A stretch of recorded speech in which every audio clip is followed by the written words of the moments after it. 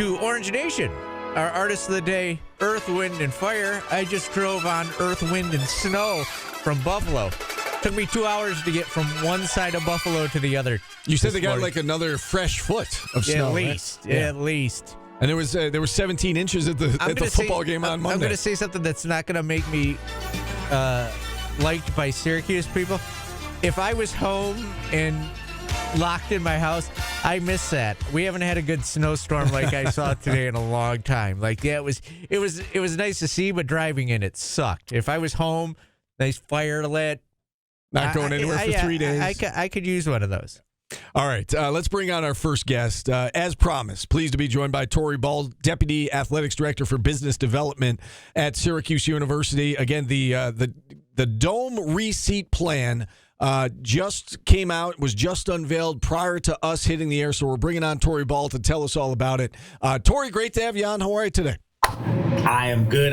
Excited after that win last night. I experienced some of that Pittsburgh snow as well, and they aren't accustomed to it. They didn't want to show up. We would have showed up in full force for a game like that, a bounce back game like that. Yeah, there's a lot to be excited about right now with Syracuse football and basketball and lacrosse season about to start. We'll get all into that as things move along, but I want to ask you about this receipt plan that was unveiled today. I know a lot of time and effort, Torrey, went into this. So can you take us through, I guess, what the top priorities were with putting this plan together?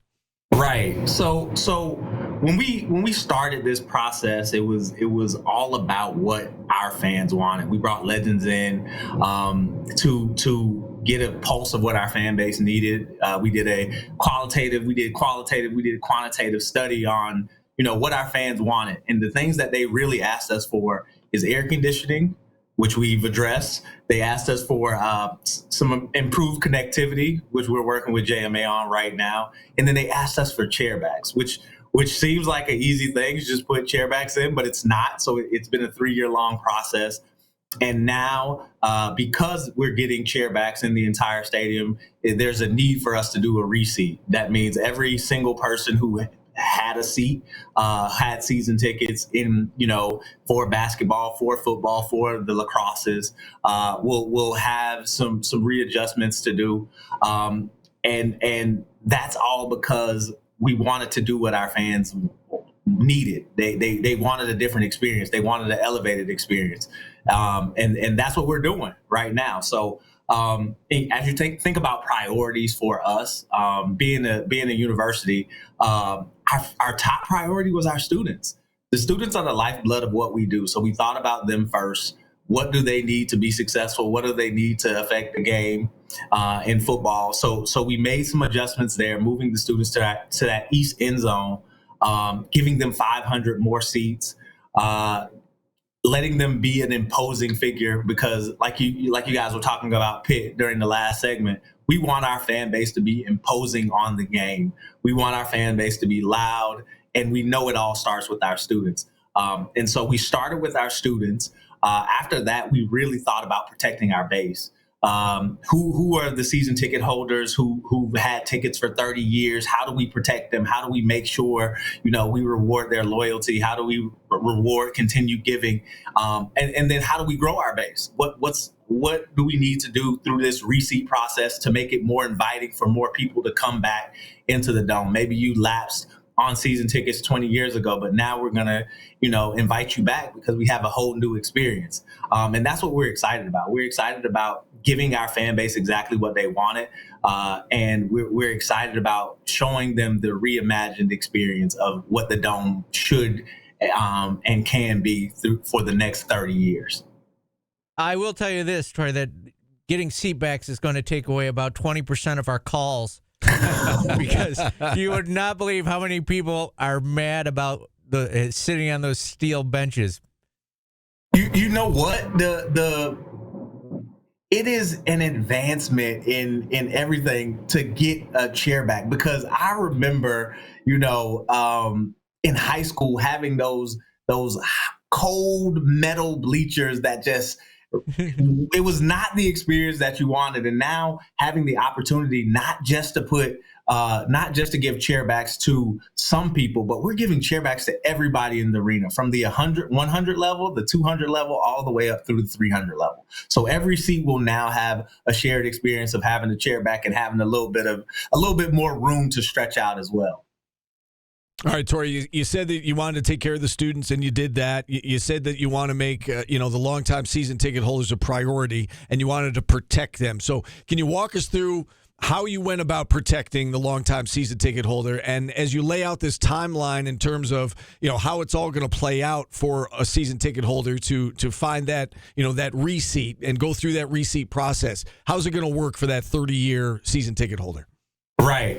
And so with how we've structured everything, we have this thing called donor rank, and we ranked people according to, a bunch of different things: how much money they've given over the last few years, their longevity in buying tickets. And so for those people who have bought tickets or been a part of, Syracuse football since the Dome opened, we're giving bonus points up to 20 years. So say, you've had 15 years in the Dome, you'll get 15 years worth of bonus points, so that when it's your time to select a seat, you'll be above a person who's only had 1 year in the Dome, because we want to protect you because you've been here for a long time, and we want to protect you and your experience. And so that's how we plan on protecting those people, making sure that they are rewarded for, their longevity of being with us over the last 20 years. Torrey, there was a little bit of confusion in our chat about the student section. Will it be changing for basketball also? We are not changing the student section for basketball at this time. There's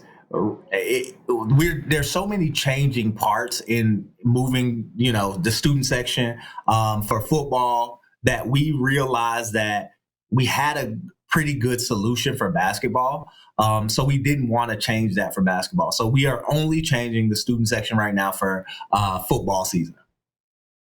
All right, Torrey, so I've got the timeline in front of me. Some of the key dates out there. February 1st is the first key date on this list.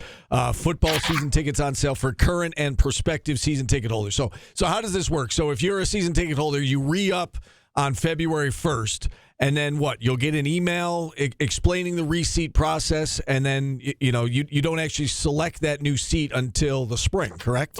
Right. So what'll happen is, you will get you tell us that you want to renew your season tickets, and you have about 8 months of a payment plan that you can go through and put your money in for your season ticket.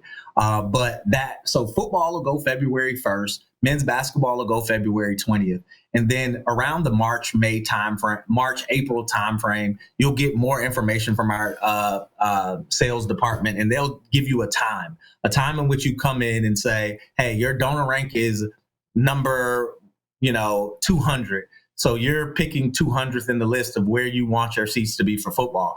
And so once that time frame comes up, you'll be able to select a seat. And then that essentially locks your seat in for through the receipt process. And then we'll go from number 1 to number 25,560, whatever number we end up having, and people who tell us that they want season tickets from January to that May timeframe. I do want to ask you about Fran Brown, but before we get there, is there anything else in regards to this topic, the news today, anything we did not hit on, Torrey, that you think is important for our listeners? I think just to let them know that this is an exciting time. This is a point in time where we haven't done this thing before. This is not what people will have asked me is like, are we going to reseat ever again? At this time, we don't have plans to reseat. We're doing this reseat out of necessity, right? Like we're getting chairbacks, which is exciting, so that we have to do a reseat. It's not because, we're going to reseat every year. It's essentially because we have new chairbacks that there's no seat that is going to be the same as it was in 2023 going into our 2024 sports seasons. All right. I do want to ask you about Fran Brown. I mean, you're certainly invested in Syracuse University, but in the football program in particular, being a former football player here. I guess, take your university hat off for a second and put on your football alum hat. Just as being a former player in this program, what can you say about the excitement Fran Brown has drummed up, and I guess what are some of your former teammates saying about this hire and what we've seen over the course of this last month?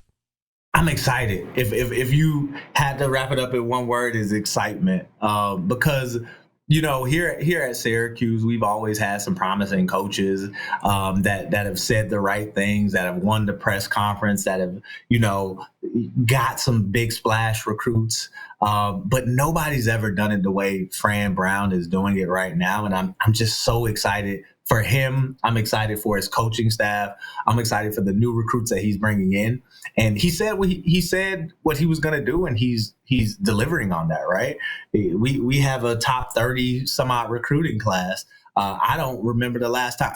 I was good, but I wasn't that good. I wasn't a top 30 recruiting class good. So that excites me. And I'm so thankful that we got a coach like Fran Brown. Now we just need the support, right? I think you transition from what Fran Brown has promised us is a nice recruiting class. What we promised him is that we'd help support his program. And so we have to continue thinking about how, as alumni, how as former players, can we continue to support the program to grow? Because, Kyle McCord came here for the opportunity to win.